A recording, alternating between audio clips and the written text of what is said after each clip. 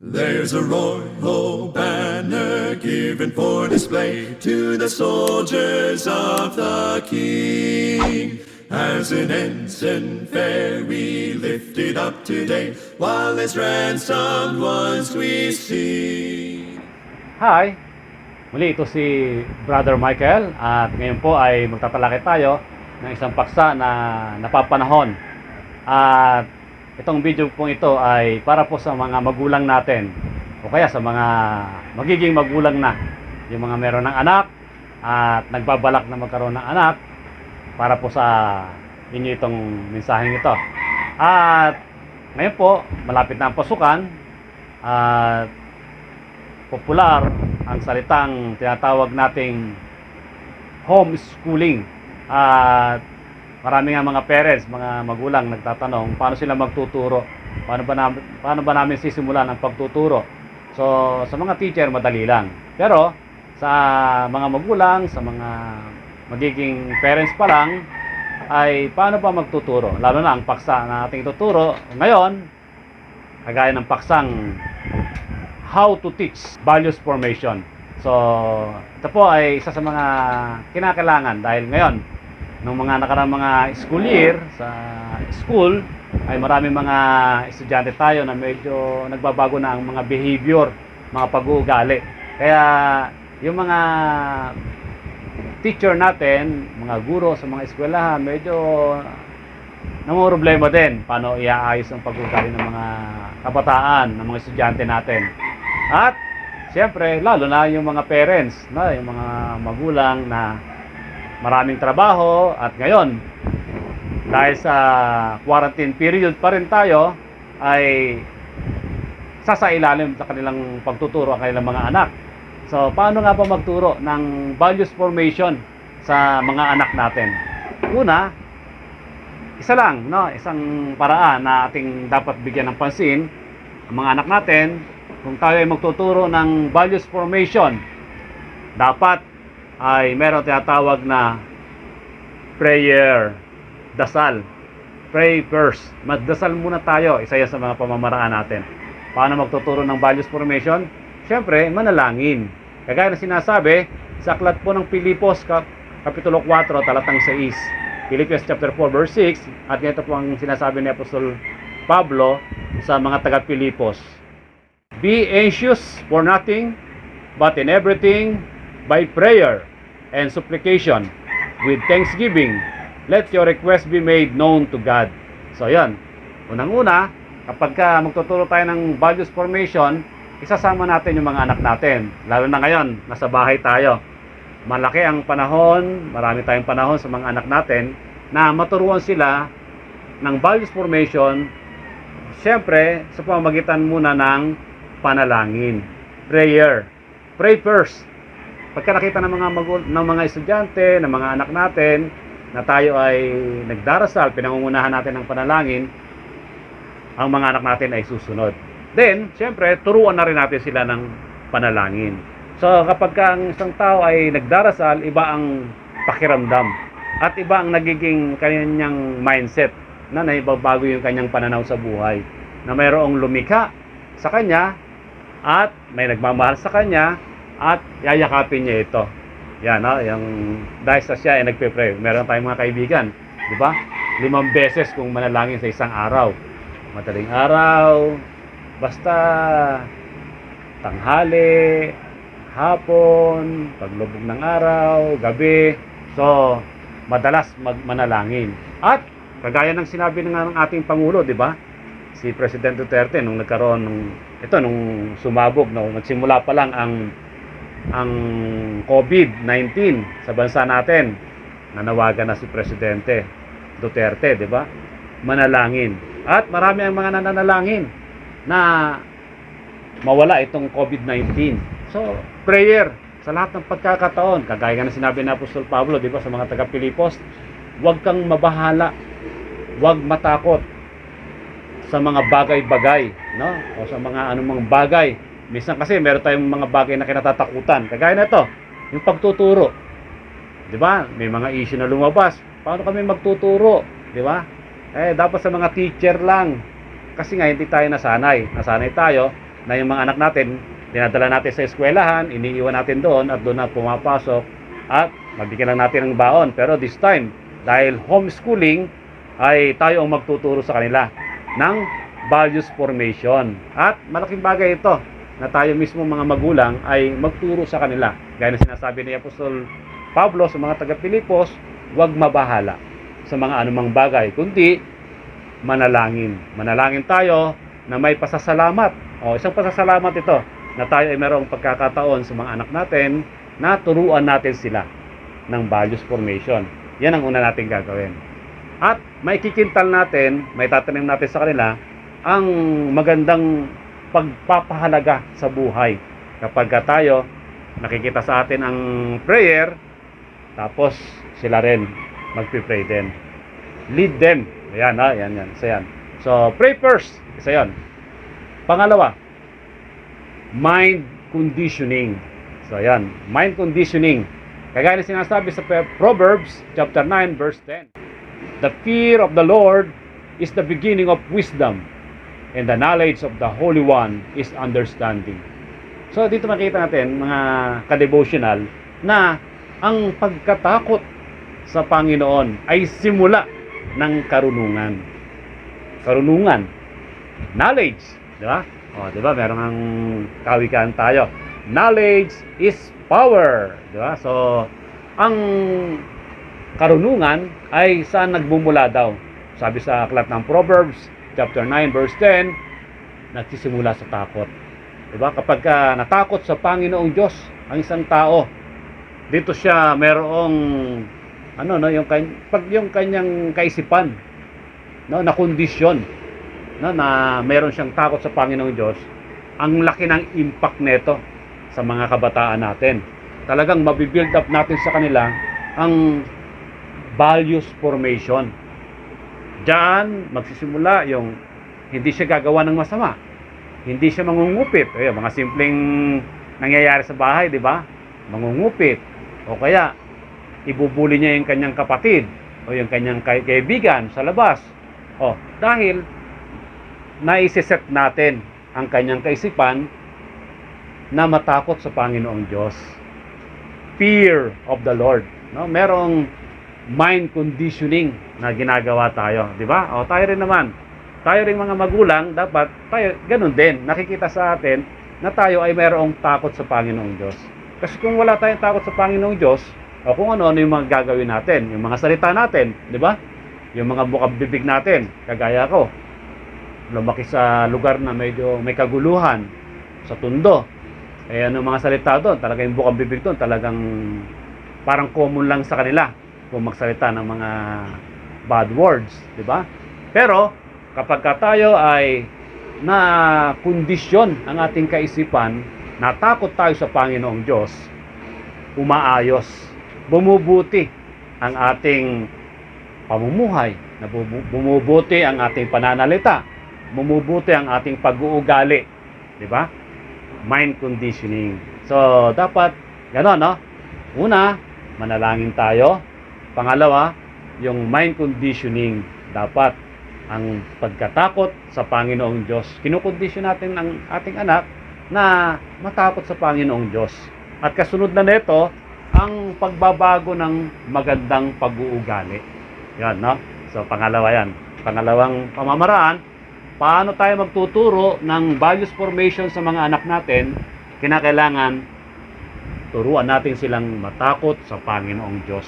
Dahil ito ang simula ng karunungan, ng wisdom, at ng pagkaunawa o understanding. Okay? Then, pangatlo, sabi sa Joshua chapter 1 verse 8, ganito po ang ating mababasa. This book of the law shall not depart from your mouth, but you shall meditate it day and night, that you may observe to do according to all that is written in it. For then you will make your way prosperous, and then you will have good success. So ito, no, ang ganda ng sinabi sa kay Joshua ng Panginoong Diyos sa chapter 1 verse 8. Ito yung panahon na si Joshua, pinalitan niya si Moises. Dahil si Moises, nung papasok na sila sa promised land, sa lupang Kanaan, hindi na nakarating si Moises. At ang nag-take, no, ang nag-overtake ng leadership ay si Josue na. At ano ang sekreto ni Josue? Para maging successful siya, para mag-succeed siya sa buhay. Ibig sabihin, para makuha ang promised land, ang lupang Kanaan, no? Yung Canaan's land, ay anong kinakailangan? Huwag niyang alisin ang libro, ang law, book of law. At ang book of law na tinutukoy na ito ay yung Ten Commandments. Yun yung 10 utos na ibinigay kay Moises, na ngayon ay dinadala nila lagi yun sa bawat lakad nila, bawat travel. At sinasabi dito ng Panginoong Diyos kay Josue, huwag mong alisin ang salita, no, ang batas sa iyong bibig. Ibig sabihin, ito ay lagi mong alalahanin. Ang mga sasabihin mo ay tungkol sa batas. Ibig sabihin, tungkol sa salita ng Panginoong Diyos. At sinasabi, meditate it. Bulay-bulayin mo ito araw at gabi, di ba? So napakaganda, no? Yun lang ang gagawin ni Josue, at siya ay magtatagumpay. Ibig sabihin, dahil yung Ten Commandments ay nagsasabi ng mga tamang pag-uugali, di ba? Kagaya ng huwag kang sasamba sa mga iba't ibang mga Diyos-Diyosan, di ba? Huwag kang papatay, huwag kang magnanakaw, huwag kang mag-iimbot, huwag kang mag-aangkin ng bagay na hindi sa iyo. Di ba? Magkaganon. So, lahat ng ito ay values formation. Inaayos ang pag-uugali ng tao para maging maganda ang iyong pakikitungo sa iyong kapwa, pakikitungo sa pamilya, di ba? At ito ay may sukli. Ang sukli na yon ay magandang pag-uugali. Kinakailangan lang na huwag mong alisin ang salita ng Panginoong Diyos sa iyo. So yan ang sinasabi kay Josue. At nakita naman natin ang istorya ni Josue sa pagpapatuloy ng kanyang paglalakbay papunta sa lupang Kanaan, na talagang niyakap niya ang salita ng Panginoong Diyos, at siya ay nagtagumpay na nakapasok sa lupang Kanaan. Kagaya ng sinasabi dito. Sabi, for then you will make your way prosperous, and then you will have good success. Ibig sabihin, magiging masagana ang buhay kapag mayroong magandang pag-uugali. At si Josue ay nangyari ito sa kanya dahil siya ay sumunod, at yung salita ng Panginoong Diyos ay nasa kanyang bibig, hindi nawawala. Ibig sabihin, kabisado niya, at ito ay kanyang ipinamumuhay. So, ganon. Ganon din na sinasabi sa Bagong Tipan kay Timoteo sa 2 Timothy chapter 2 verse 15, kung ating titingnan, no? Sabi ni Apostol Pablo kay Timoteo, itong young preacher na si Timothy, sabi niya dito ni Apostol Pablo, be diligent to present yourself approved to God, a worker who does not need to be ashamed, rightly dividing the word of truth. So ito na mga kapatid, at mga ka-devotional, makikita natin na si Apostol Pablo sinasabi na ang salita ay dapat hindi ikinahihiya, dahil dito dapat ay binubulay-bulay ito, rightly dividing the word of truth. Inaaral, hinihimay-himay ang salita, dahil magsasucceed. At dahil ang salita ng Panginoon Diyos, sabi nga sa 2 Timothy chapter 3, kung itutuloy natin ang pagbasa, chapter 3 verses 16 to 17, all scripture is given by inspiration of God and is profitable for doctrine, for reproof, for correction, for instruction in righteousness, that the man of God may be complete, thoroughly equipped for every good work. So yan, ha? Ito ang magbibigay sa atin ng mga good work, magandang mga gawa. Magbibigay ito ng values formation sa atin. And last, pang-apat, paano natin tuturuan ng values formation ng ating mga anak. Number 4, train up a child in the way he should go. Ayon sa Proverbs 22 verse 6, ganito ang ating mababasa. Train up a child in the way he should go, and when he is old, he will not depart from it. So yun po. Values formation, bata pa lamang, turuan na natin sila. Turuan natin silang manalangin. Turuan natin silang